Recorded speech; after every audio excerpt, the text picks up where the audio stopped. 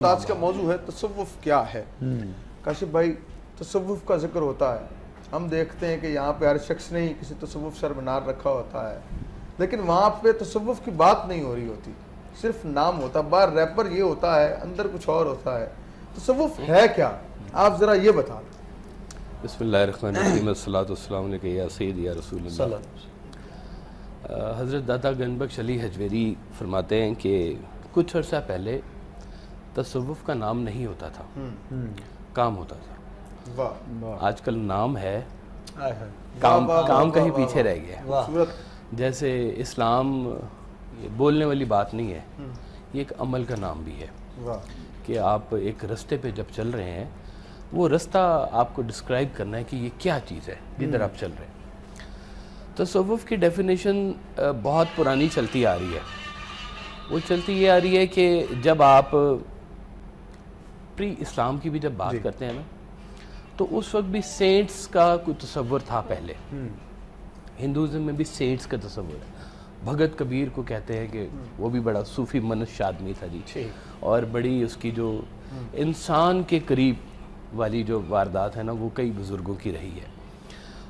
تو لیکن جب اسلام کا حوالہ آتا ہے، جب فائنل اتھینٹسٹی آتی ہے، جب فائنل ایک ورڈکٹ آ جاتی ہے کہ اب یہ ہے فائنل بات، تو اس میں جب ہم رہتے ہوئے تصوف کی بات کرتے ہیں تو اس کا صرف ایک ہی مفہوم ہوتا ہے۔ وہ سرکار ویسا فرماتے تھے کہ شریعت میں آپ محبت شامل کر لیں تو یہ ایک طریقت بن جاتی ہے، اور طریقت جو ہے یہ تصوف ہے کہ آپ شریعت میں، یعنی کہ جب یہ لوگ بیان کرتے ہیں نا کہ یہ ایک شاید ڈائیورسیفیکیشن ہے اسلام سے یا کوئی علیحدہ چیز ہے، تو یہ تو اب کانسیپٹ ختم ہو چکا ہوا ہے۔ یہ اسلام کے آتے ہی یہ تمام باتیں اب بند ہو چکی ہیں۔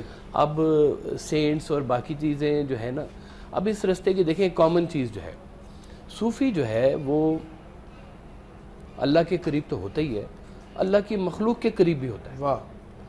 واسف صاحب ایک شعر اکثر پڑھا کرتے تھے کہ جب سے سنا ہے یار لباس بشر میں ہے، اب آدمی کچھ اور ہی اپنی نظر میں ہے۔ جب آپ دیکھتے ہیں مخلوق کو اس حوالے سے کہ یہ بھی اللہ کی تخلیق کی ہوئی ہے، تو پھر وہ اس کی مدد کرتے ہوئے پھر آپ سرکار ویسا صاحب فرماتے تھے کہ اگر کوئی بھوکا آ جائے نا، اس کو مذہب نہ پوچھنے بیٹھ جانا، کھانا کھلاؤ۔ اب یہ تصوف کا جو معیار ہے یہ اسلام میں موجود ہے، لیکن بھوکے کو کھانا کھلانا جو ہے اس کا تعلق مذہب سے نہیں ہے، وہ آپ کا تعلق ہے انسانیت کے ساتھ۔ تو وہ انسانیت کو جب آپ دیکھتے ہیں اس خالق کی نظر سے، ایک شعر مجھے ویسا صاحب کا یاد آ گیا کہ وہ بھی ہوگا کسی کا نور نظر جو کھٹکتا ہے خار آنکھوں میں، کہ اس کا بھی کوئی ہوگا نا جی، کوئی چاہنے والا ہوگا اس کا بھی کہ جو خار آپ کو کھٹک رہا ہے۔ تو جب آپ اس حوالے سے مخلوق کو دیکھتے ہیں تو ویسے فرماتے تھے کہ دیکھیں یہ فقیری جو ہے، درویشی ہے، تصوف ہے، یہ بے ضرر ہونے سے شروع ہوتا ہے۔ کس کے لیے؟ لوگوں کے لیے۔ لوگوں کے لیے بے ضرر ہونے سے شروع ہوتا ہے اور منفعت بخش ہونے پہ مکمل ہو جاتا ہے۔ کاشف صاحب سے جانب مزید بڑھتے ہیں، اور یقیناً ہماری جو کاشف صاحب سے ایک وابستگی ہے، اور ہم دیکھتے ہیں کہ نوجوان نسل کی بہت اٹیچمنٹ آپ کے ساتھ ماشاءاللہ جو ہے، یوتھ کی، اسٹوڈنٹس کی، اس اعتبار سے تو ان میں کہیں نہ کہیں آج کے دور میں تصوف کی کوئی ایسی جھلک آپ کو نظر آتی ہے، یا آپ کو لگتا ہے کہ وہ اس پیٹرن پہ چلنے والے نوجوان اس کو سمجھنے والے ہیں؟ تو یہ اگر ہمارے ناظرین کو تھوڑا سا آپ شیئر کیجیے پلیز۔ واجد صاحب نے نا ایک ٹرینڈ چینج کیا ہے بیسیکلی، کہ وہ ایک روایتی یونیفارم سے نکل کر ایک کلین شیو انسان اور مکمل درویش، ولی کامل، اور وہ خیر بانٹتا پھر رہے تھے اس پورے میں۔ آج تک ان کے نام کی، ان کی بات کی خیر بٹ رہی ہے جی۔ واجد صاحب کا ایک شعر ہے کہ آپ کہتے تھے کہ یہ جو صوفی ہے یا درویش جو ہوتا ہے، یہ چونکہ خود فراموشی کے ایک سفر پر ہوتا ہے، کہ اپنے اندر کی، جیسے ہم باہر کلینزنگ کرواتے ہیں نا، تو یہ ایک انٹرنل کلینزنگ بھی ہے۔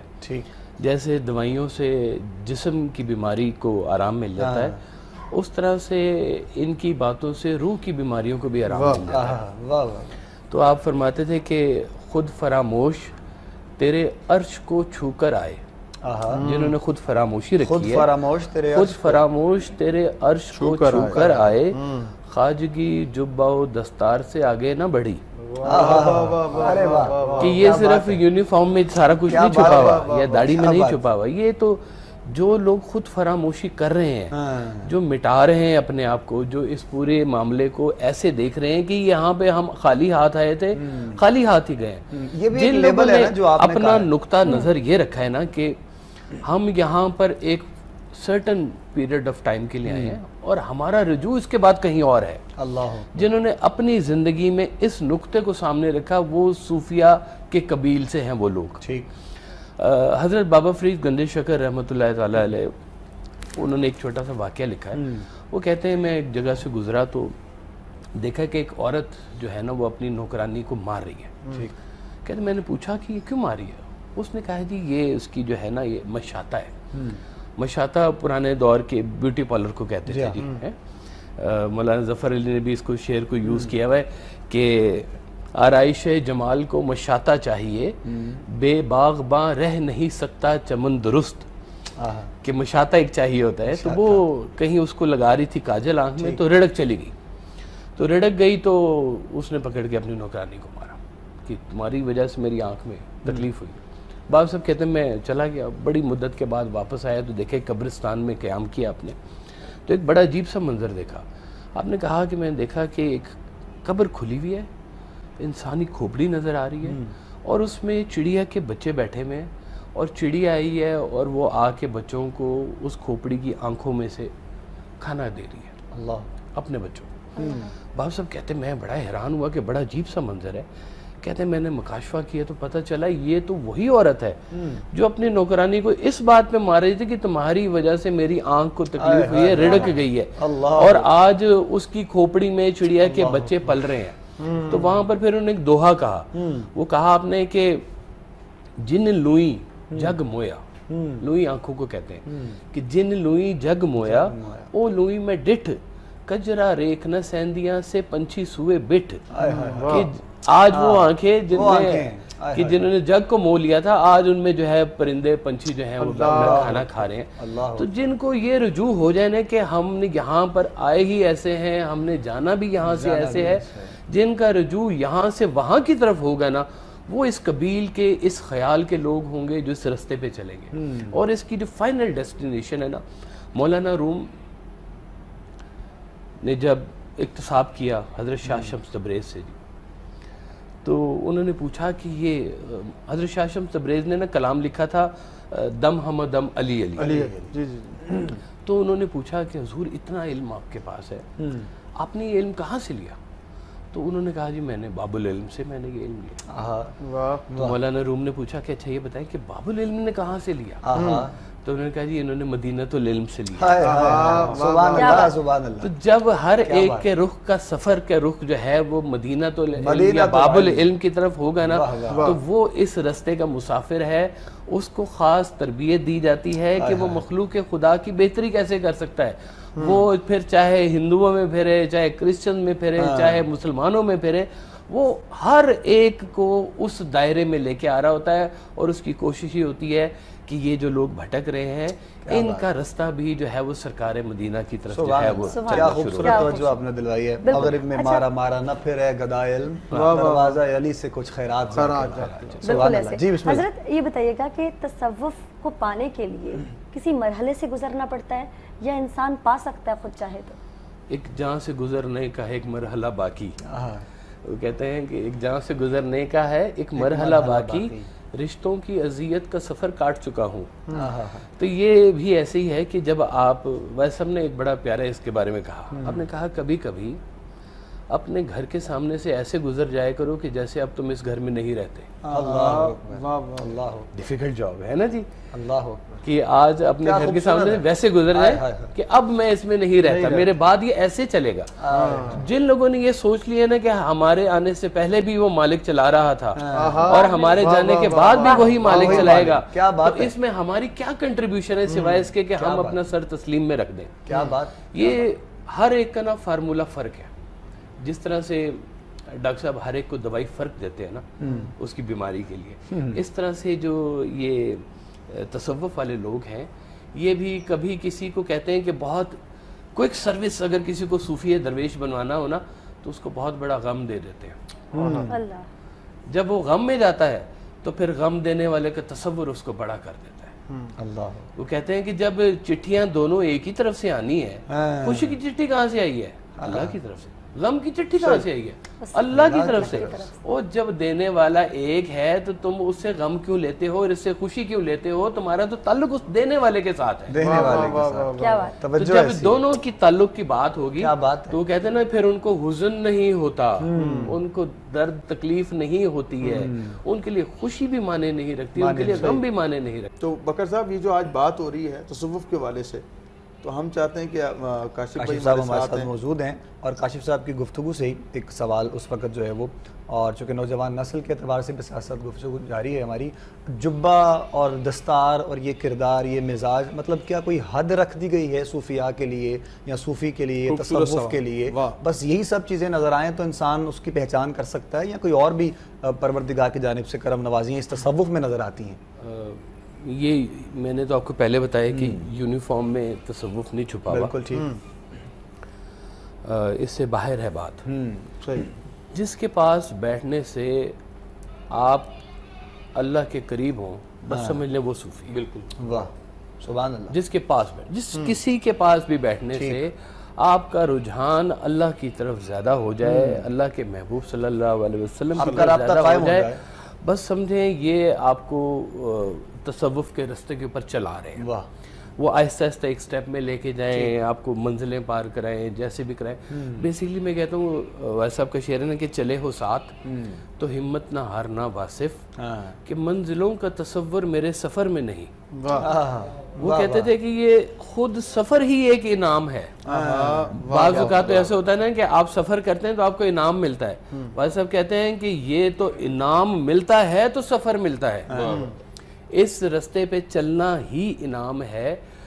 وہ جن لوگوں کا آپ ذکر کر رہے ہیں کہ وہ وائس صاحب ایک دعا فرماتے تھے کہ یا اللہ مریض کو ظالم ڈاکٹر سے بچاؤ، ٹھیک ہے، یا اللہ اسلام کو علماء سو سے بچاؤ، علماء سو سے بچاؤ۔ اچھا حضرت یہ بھی بتائیے گا کہ یہ تصوف میں بیعت کرنا لازم ہے؟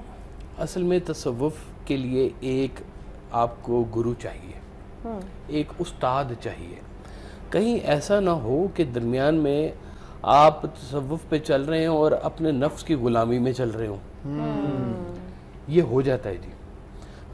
اس وقت آپ کو نا ایک آئینہ چاہیے جو آئینہ آپ کو بتائے کہ آپ کیسے دکھ رہے ہیں، اور وہ استاد، اور وہ جھوٹ نہیں بولتا آئینہ، اس کی خوبی یہ ہوتی ہے وہ آئینہ آپ کا استاد ہوتا ہے، آپ کا گرو ہوتا ہے، آپ کا پیر ہوتا ہے، آپ کا مرشد ہوتا ہے، وہ آپ کو آپ کی حقیقت سے روشناس کرا لیتا ہے۔ وہ کہتا ہے کہ اچھا تم نے مور دیکھا ہے، او ہو ابھی تو تم میں شو بازی بہت ہے، تمہیں رنگ دکھانے کا شوق ہے، ابھی تو تمہاری تربیت اور ہونا باقی ہے۔